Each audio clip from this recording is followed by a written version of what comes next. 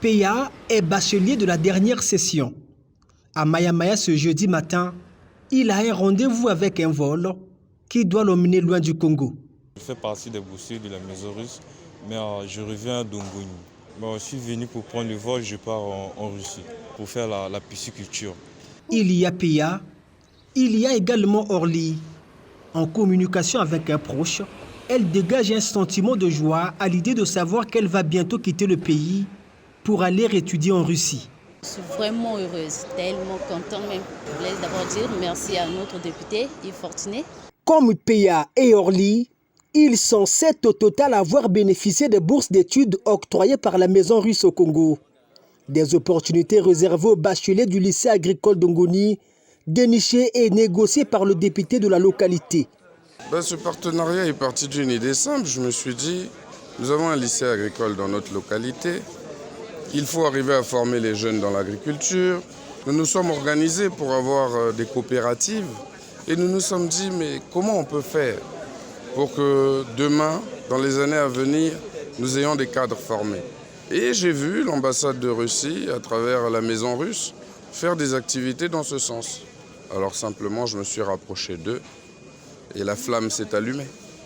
Des efforts loués par ce conseiller à la jeunesse qui pense que ces jeunes doivent faire du boulot en Russie. Au-delà du fait qu'ils vont représenter leurs familles respectives, ils doivent avoir en tête qu'ils représentent toute une nation. Et donc, ils doivent faire de leur mieux pour atteindre l'objectif qui a été fixé afin de revenir servir leur pays et de rendre fier l'honorable qui a travaillé d'arrache-pied pour leur départ. Yves Fortuné Mundelengolo, qui a fait le déplacement de Maya-Maya, est venu justement constater l'aboutissement d'un processus pour lequel il aura cru dès le début. Nous sommes heureux d'avoir accompli notre devoir. Ce n'est pas sans sacrifice. Nous avons peiné. Ça a été difficile. Et nous sommes arrivés, nous voyons le bout du tunnel. Les enfants partent aujourd'hui pour la Russie, dans leurs différentes universités. Nous avons beaucoup d'espoir sur eux. Désormais, c'est à eux de jouer la partition. Cette partition, c'est leur travail. La satisfaction du député, mais aussi celle des parents de ces bacheliers pour qui un rêve est aujourd'hui devenu réalité. Nous vivons une atmosphère on ne peut plus joviale. Toutes les assurances sont à leur portée.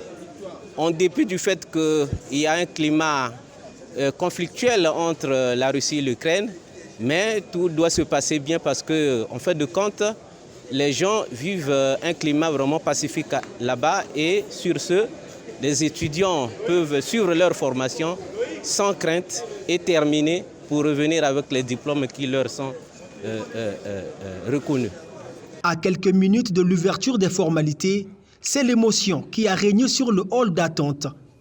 Agriculture, pisciculture et élevage, telles sont les quelques formations que ces apprenants congolais partent étudier en Russie.